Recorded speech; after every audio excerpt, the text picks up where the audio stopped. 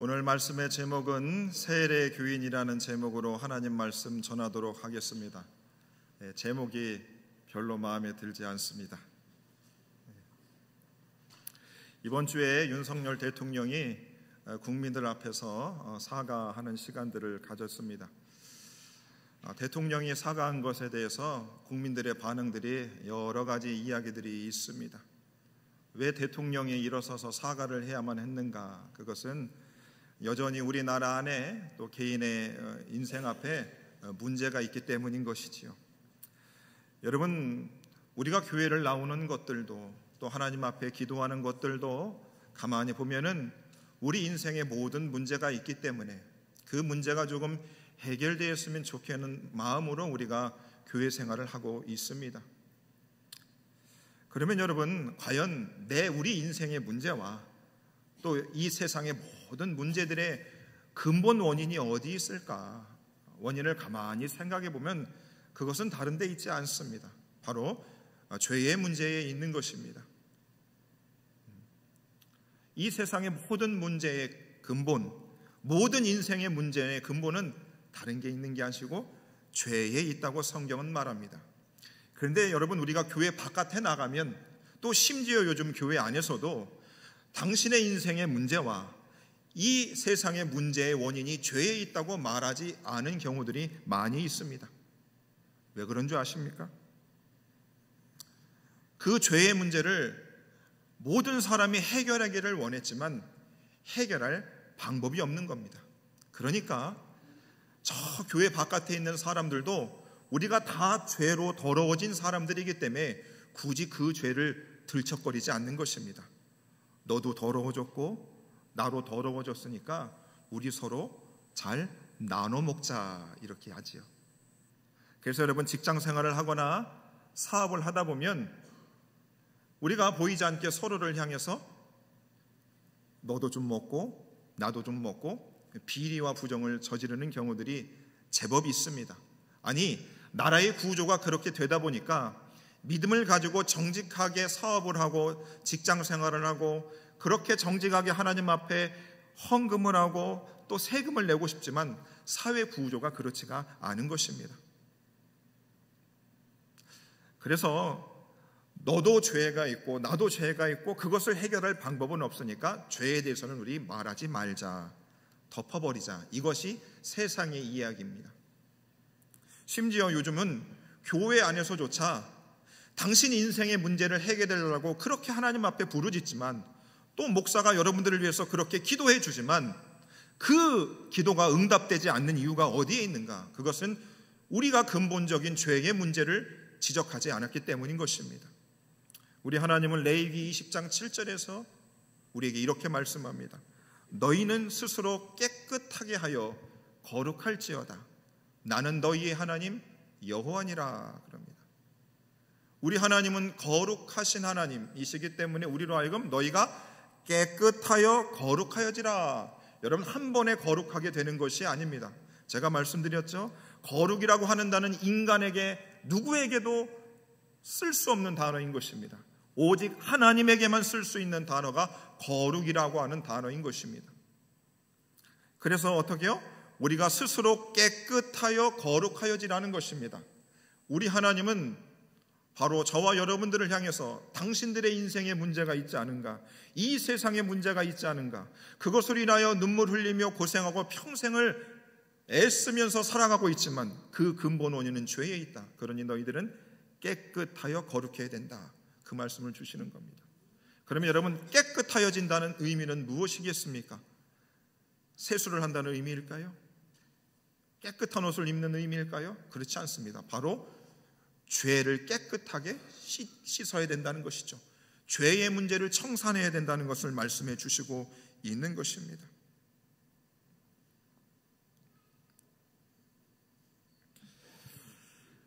이 땅의 사람들이 죄의 문제에 대해서 여러분 아무도 그 문제를 해결할 길이 없고 하니까 덮어버립니다. 예를 들면 이렇게 비유할 수 있는 것입니다. 어린아이가 이제 걸음마를 배우기 시작을 했어요. 그리고 막 신나서 이제 막 걷기 시작합니다. 막 뜁니다. 그러다가 모래밭 앞에서 쫙 깔아버렸습니다. 넘어졌어요. 그리고 엄마가 깨끗하게 입혀준 옷이 흙으로 지저분해졌습니다. 그리고 손에 흙과 먼지와 모래가 묻었습니다. 그리고 그 아이가 일어서서 훌훌 그 먼지들을 털어버리면 되는데 그냥 누운 상태로 가만히 찌지 묻었어. 그리고 그냥 우는 겁니다. 그것이 바로 이 세상의 모든 세상과 사람들이 죄의 문제에서 취하는 태도인 것입니다. 내 몸에 손에 어린아이와 같이 손에 먼지가 묻었는데 그것을 털 수 있는 힘과 능력이 없는 것입니다. 그래서 여러분, 요즘은 누구도 죄의 이야기를 하지 않습니다. 하지 않아요. 근데 오늘 말씀의 제목이 세례교인입니다. 세례라고 하는 의미는 한자로 씻을 세자의 의식 예자입니다. 씻는 행위인 것입니다. 바로 죄를 씻는 행위가 세례라고 하는 뜻입니다.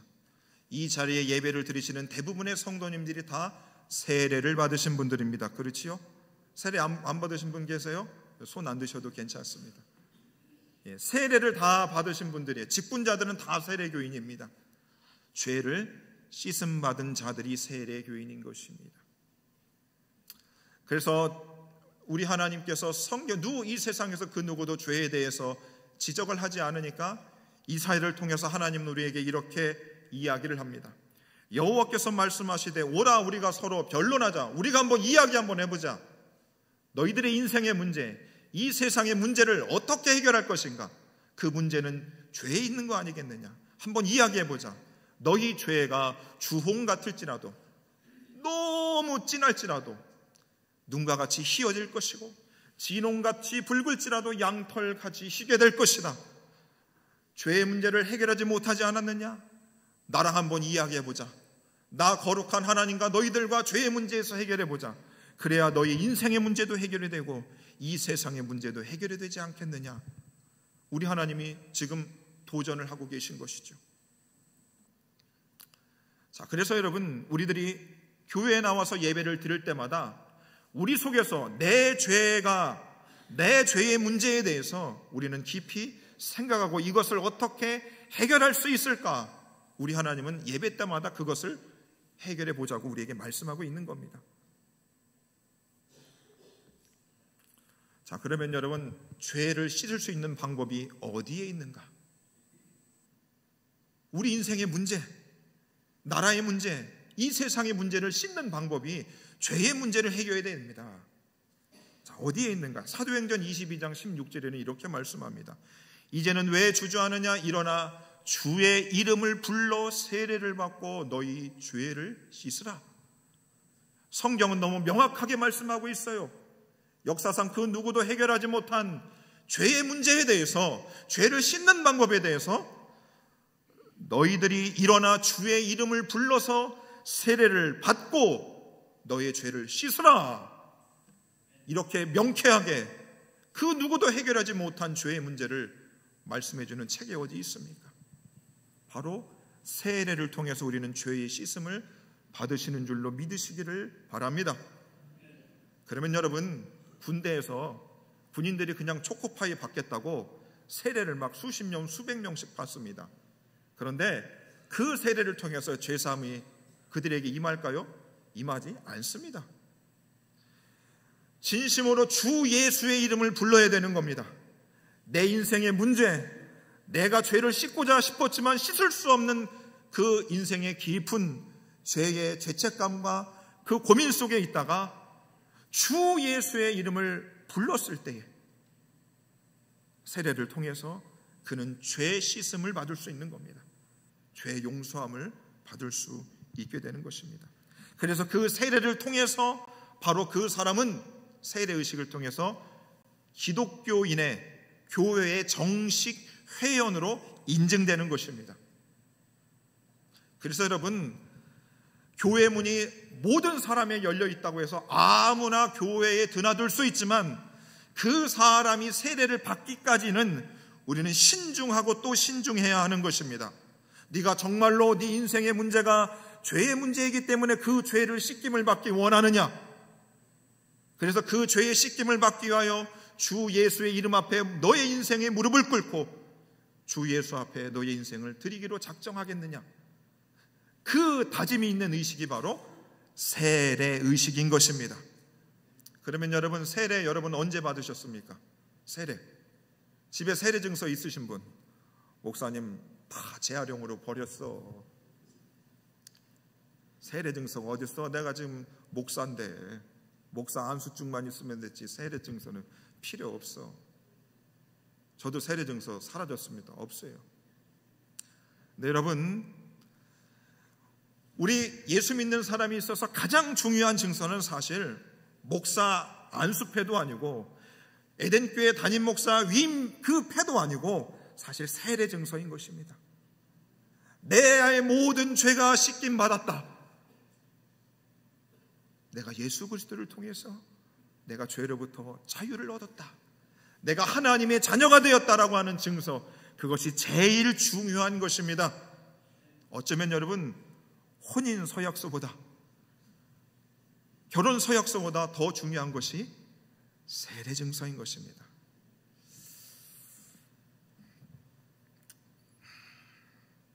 그래서 여러분, 세례 받는 것을 너무 우습게 생각해서도 안 되고, 세례에 대해서 너무 우리들이 가볍게 생각하는 경향들이 있는 것 같지만, 오늘 그래서 말씀의 제목이 세례교인인 것입니다. 세례교인은 내 죄 씻음을 받았네, 예수 그리스도를 통해서. 내가 평생토록 해결하고자 했던 그 죄의 문제를 해결해 주신 예수님의 은혜와 사랑에 너무나 고마운 것입니다. 그래서 여러분, 세례의 본뜻을 아시는 분들은 교회에 나올 때마다 감격 속에 예배를 드릴 수밖에 없는 것입니다.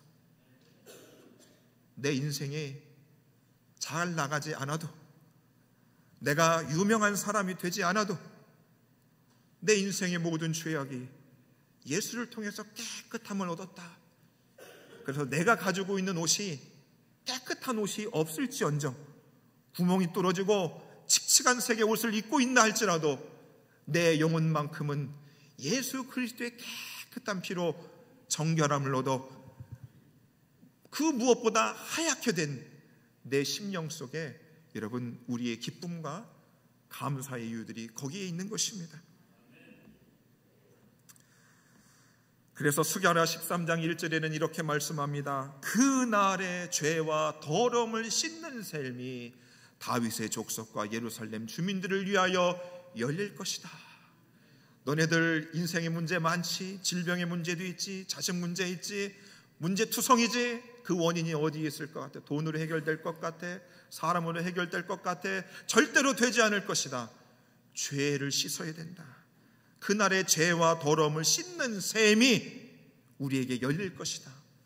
바로 독생자 아들 예수께서 육체를 입고 이 땅에 오시고 십자가에 못 박히시고 그 피를 흘림을 통하여 바로 우리의 죄를 씻는 깨끗한 보혈의 셈이 터져버린 것입니다.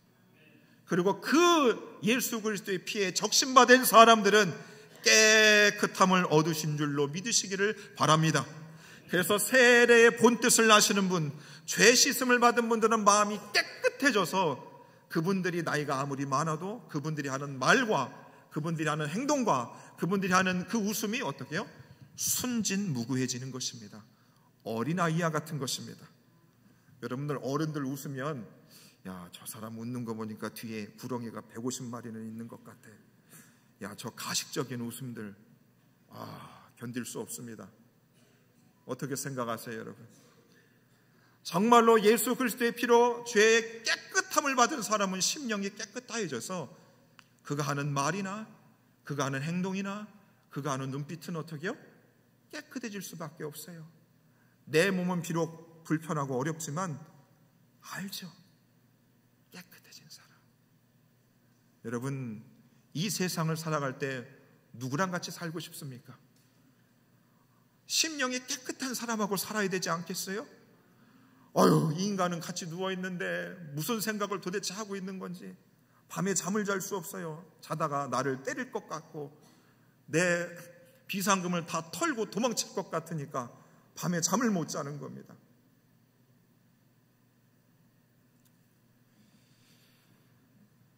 그래서 여러분, 예수 그리스도를 통해서 죄 씻김을 받은 사람은 이런 고백을 하게 되는 거죠. 찬송가 258장 1절 가사입니다.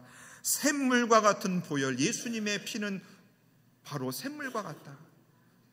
보혈의 죄를 씻으면 정하게 된다. 깨끗하게 된다. 깨끗하게 된다. 깨끗하게 된다. 예수의 피에 잠기면 깨끗하게 된다.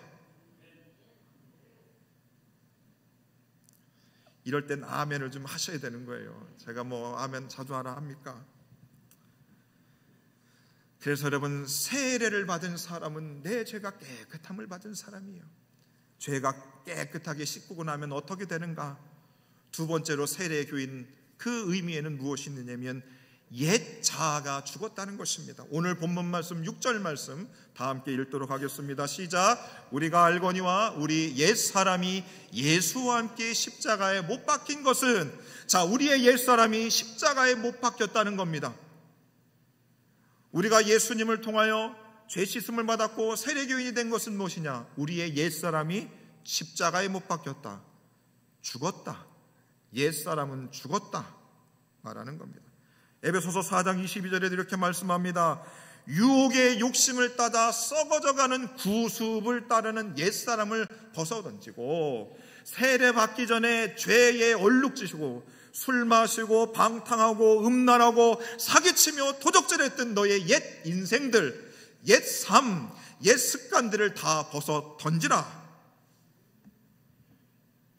골로새서 3장 7절, 8절, 9절도 이렇게 말씀합니다. 너희도 전에 그 가운데 살 때 더러운 죄악 가운데 뒹굴며 살았던 그 모든 삶을 어떻게 해요? 모든 것을 벗어 버려라. 너희가 서로 거짓말하지 말라. 옛 사람과 그 행위를 벗어 던지라 이겁니다. 세례받기 전에는 여러분 화투 칠 수 있어요. 저 정선에 가서 카지노도 할 수 있습니다. 조금 여러분 사기 칠 수 있어요. 거짓말하는 거 괜찮습니다. 그런데 세례를 너희가 받았느냐? 그러면 옛 행위와 옛 습관을 벗어 던져라 말씀하는 겁니다. 여러분, 이 말씀이 보통 말씀이 아니에요. 여러분, 저라고 옛 습관이 없겠습니까? 옛 습관이 없겠어요? 사람 치고 못된 습관 없는 사람이 어디 있어요? 다 있습니다. 그런데 네가 세례를 받았느냐? 옛 사람은 너는 십자가에 못 박혔다. 다시는 그 일을 해서는 안 된다. 그 소리 해는 안 된다. 그게 세례 받은 자의 고백인 것입니다. 큰일 났습니다. 오늘 말씀 듣고 나면 직분도 다 내려놓으시고 세례 증서도 반납하셔야 돼요. 큰일 났어요. 여러분, 어떻게 하실래요? 옛 습관과 옛 행위를 벗어 던져야 됩니다. 자, 그게 잘 안 되니까 로마서 오늘 본문 4장 4절 말씀 보면 이렇게 말씀합니다. 그러므로 우리가 그의 죽으심과 합하여 세례를 받음으로 그와 함께 장사되었다. 너희가 세례로 그리스도와 함께 장사되었다 그럽니다. 잘 보세요. 옛 사람이 십자가에 못 박혔다는 것은 옛 자아가 우리는 죽은 것입니다. 그래서 옛 습관대로 살면 안 돼요. 음란하고 방탕하고 투기하고 사기치며 거짓말하며 살인해서는 안 됩니다. 그런데 어떻게 해요? 죽었어요. 죽음과 장사된 것은 다른 뜻이 있는 것입니다. 너희가 그와 합하여 세례를 받음으로 함께 장사되었다. 여러분, 죽었다고 하는 의미는 뭡니까? 생명활동이 완전히 끝났다는 것을 의미해요. 자, 장사를 치렀다는 건 뭐예요? 그 죽은 자의 시신을 묻거나 화장하여 완전히 안치한 것을 말합니다. 무덤에 아예 묻어버린 것을 의미하고 있어요. 자, 성경은 우리를 잘 알고 있는 겁니다. 우리가 세례를 받았지만, 죄 용서함을 받았지만 우리의 옛 습관과 옛 그 사람이 얼마나 더럽고 추악한지를 알고 있는지, 언제든지 우리가 범죄할 수 있다는 것을 알고 있으니까 너희들은 죽었어. 너희들은 죽었을 뿐만 아니고 어떻게? 너희들은 장사를 다 치렀다니까? 장례를 치렀다고. 그러니까 죄질 생각을 아예 원천적으로 봉쇄시켜버리는 겁니다. 너희가 죽었을 뿐만 아니라 어떻게 해요? 장례를 다 치렀다니까요. 끝났어요, 여러분. 저와 여러분들은 끝난 겁니다. 세례를 받음을 통해서. 예자는 끝난 거예요. 그런데 우리들이 참 용기 있죠. 옛날 버릇이 어디 가겠어? 옛날 버릇이 어디 가겠냐고. 예수님도 이 버릇은 못 고친다니까. 겁없이 우리들이 성도들의 입에서 그런 이야기를 합니다. 목사님, 나는 원래부터 이렇게 태어났다니까. 못 바꿔. 냅두라니까.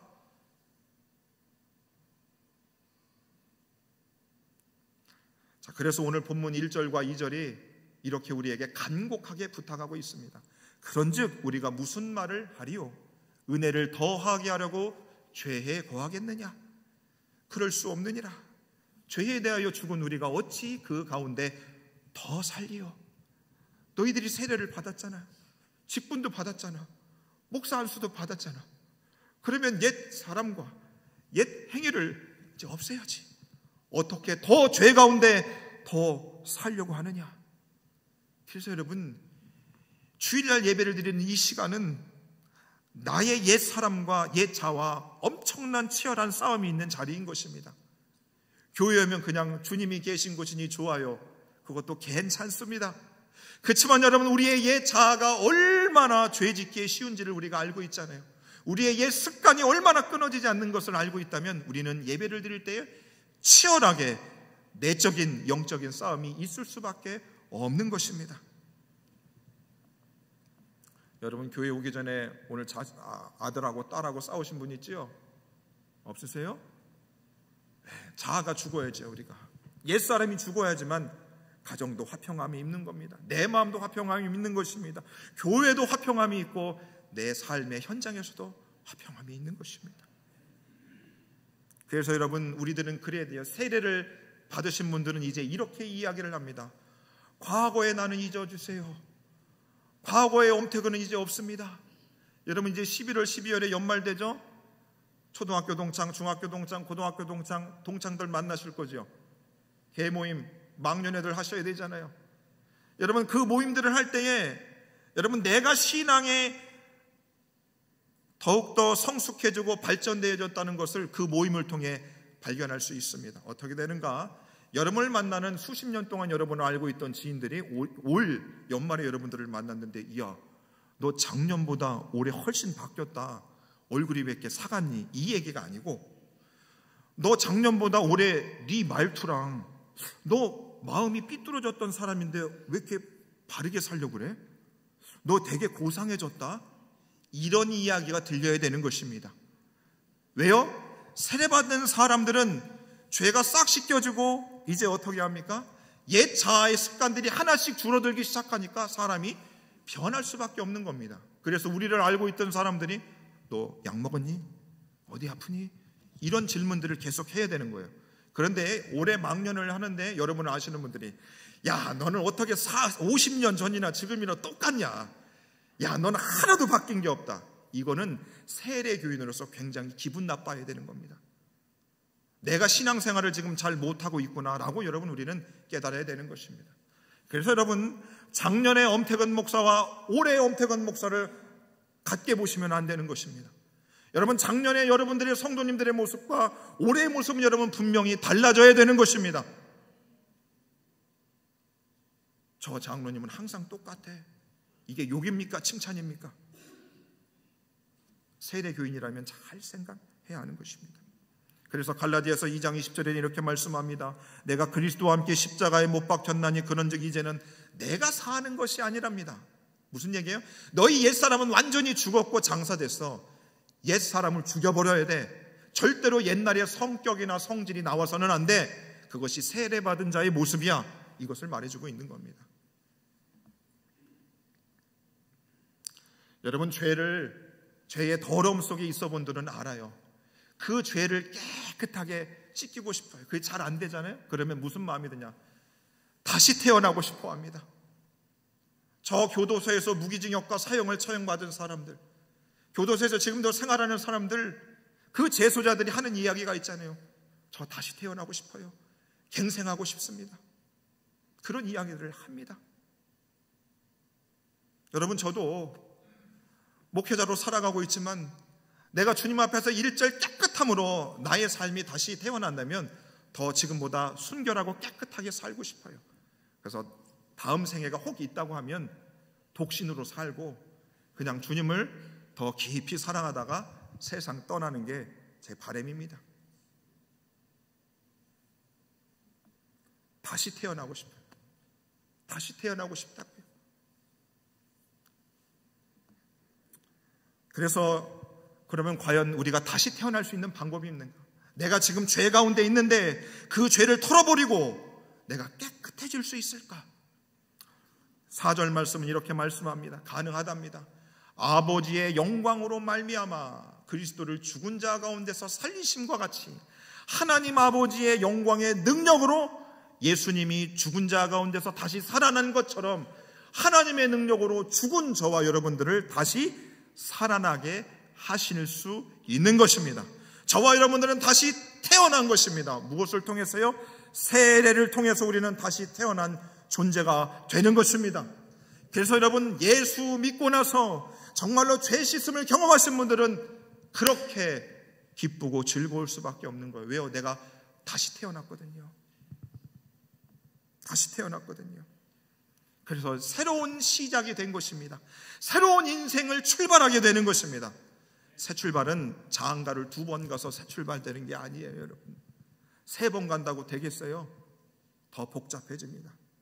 정말 인생의 새로운 시작은 예수 그리스도를 통해 죄 씻김을 받고 옛 자아가 죽고 그리고 그 옛 자아가 그리스도의 부활을 통하여 하나님의 능력으로 다시 새로운 삶을 살아가는 것이죠. 그래서 저와 여러분들은 옛 자아는 죽고 바로 하나님의 자녀된 삶을 새로 살기 시작하는 것입니다.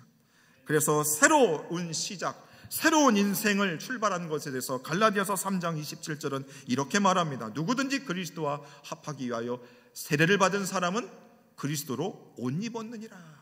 옷 입었느니라. 여러분, 우리가 옷을 왜 입습니까? 여러분, 옷을 우리가 다 벗고 우리의 몸들을 본다고 생각해 보십시오. 몸에 수술한 자국, 싸우다가 핥힌 자국, 흉터 말도 못합니다. 왜 우리가 세례받은 자는 그리스도의 옷으로 입었는가? 우리의 온몸에 죄의 흔적들이 얼마나 많습니까? 그것을 어떻게 해요? 그리스도의 옷으로 싹 가려주신 것입니다. 가려주신 것이에요. 그래서 세례를 받은 사람들, 세례의 참다운 의미를 아는 사람들은 성도들의 모습을 볼 때 그들의 죄악들이 어떻게 보여요? 그들도 그리스도의 옷으로 덧입혀진 자들이니 그들의 죄를 더 이상 기억하거나 생각하지 않는 것입니다. 너 작년에 나한테 이거 죄 지었지? 세례교인 세례증 반납해야지요. 뭐 그리스도의 옷으로 옷 입었다. 마가복음 9장 3절에 보면 예수님의 옷은 어떤가? 그 옷이 광채가 나며 세상에서 빨래하는 자가 그렇게 희게할 수 없을 만큼 매우 희어졌다. 예수 그리스도가 입으신 그 옷은 그 이 세상의 어떤 옷보다 하얀 옷인 것이죠. 깨끗한 옷이라는 겁니다. 뭐예요? 세례를 통해서 저와 여러분들의 죄가 완전히 사함받았음을 말해주고 있는 것입니다. 그래서 세례를 받은 사람들은 여러분 어떤 것인가?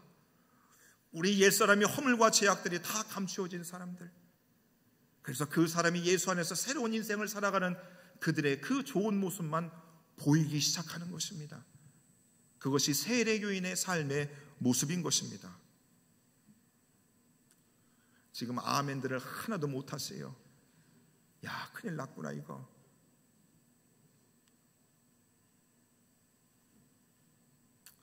그래서 대표기도전에 불렀던 찬송가 436장 찬양은 이런 겁니다. 새로운 인생을 출발한 사람, 나 이제 주님의 새 생명을 얻은 몸, 옛것은 지나고 새 사람이로다. 내 생명 내 맘에 강같이 흐르고 그 사랑 내게 해같이 빛난다. 주 안에 감추인 새 생명을 얻으니 이전에 좋던 것 이제는 값이 없다. 하늘의 은혜와 평화를 맛보니 찬송과 기도로 주와 함께 살리라. 산천도 초목도 새 것이 되었고 죄인도 원수도 친구로 변한다. 새 생명 얻은 자 영생을 누리니 주님을 모신 맘 새하늘 이로다.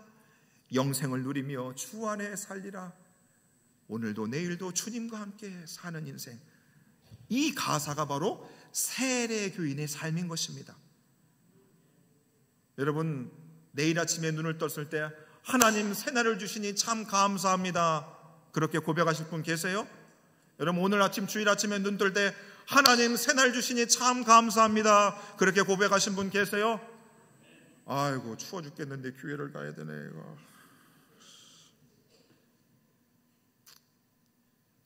예수 안에서 죄 씻음 받고 새 생명 얻은 사람은 우리의 환경과 상관없이 날마다 새로운 삶이 살아가는 겁니다.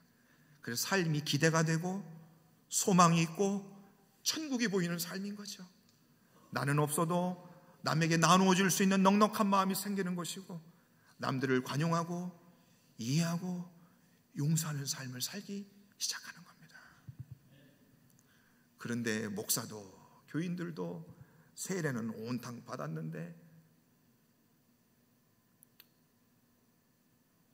그러니까 주님이 많이 슬퍼하시는 겁니다. 주님이 많이 슬퍼하는 겁니다. 이 자리에 청년들이 몇 명이 와 있어요. 세례를 받은 우리 믿음의 선배들이 세례교인답게 살아야 돼요. 목사, 장로, 집사, 권사, 직분까지도 바라지도 않습니다. 세례교인의 삶을 우리가 살아야 젊은이들과 어린 생명들이 이곳에 새로운 생명이 있음을 알고 답이 있음을 알고 이곳으로 오는 것입니다.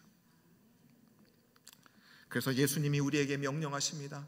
예수 안에서 새로운 인생을 살기 시작한 너희들은 이렇게 살기를 바라죠. 요한복음 15장 4절입니다. 내 안에 거하라, 나도 너희 안에 거할 것이다.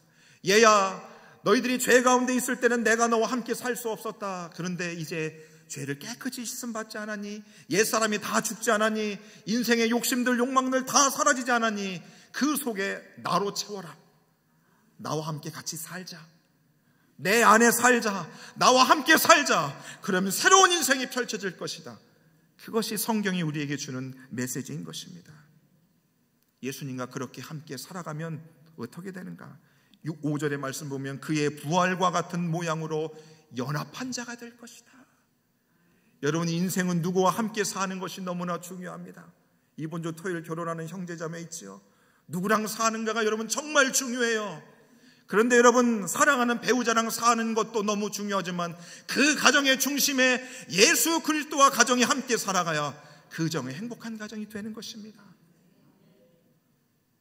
우리 교회가 회복되는 길, 우리 성도님들이 살아나는 길은 여러분들의 심령 속에 예수님으로 꽉 찰 때, 그리고 그분과 함께 인생을 걸어갈 때 여러분의 인생이 형통의 인생이 되는 겁니다. 여러분 심령에 예수 생각이 없고 예수가 없는데 뭔 인생의 형통을 바라세요? 에이. 그래서 여러분, 교부였던 터툴리아는 세례에 대해서 이런 이야기를 합니다. 세례는 모든 죄를 씻어내는 영적인 정화이며 새로이 태어나는 경험이다. 물을 통하여 우리의 영혼이 정화되고 하나님 앞에 새 삶을 시작하게 되는 것이다. 세례는 물속에 옛 자아를 묻고 새 사람으로 나오는 거룩한 상징이다. 이는 예수님과 함께 죽고 다시 사는 것을 의미한다. 사랑하는 에덴의 모든 성도님들이여, 여러분 세례를 받으셨습니다. 세례임에는 바로 우리가 우리의 죄를 다 씻어주신 그 하나님과 예수님의 은혜에 감사하고 나의 옛 자아를 죽이고 장사 지냈고, 그리고 우리 속에 예수로 충만해져서 그분과 함께 인생을 살아가며 그분과 연합된 삶을 통하여서 우리가 남은 생애를 살아가는 것, 그것이 우리의 인생을 날마다 새로운 인생, 새 출발하는 인생, 날마다 생기 있는 인생을 살게 하는 비결이 되는 줄로 믿으시기를 바라며 우리가 세례 도임답게 살아갈 수 있는 저와 여러분 되시기를 주의 이름으로 축원해 드립니다. 함께 말씀을 놓고 우리 찬양하겠습니다. 은혜로다 찬양합니다.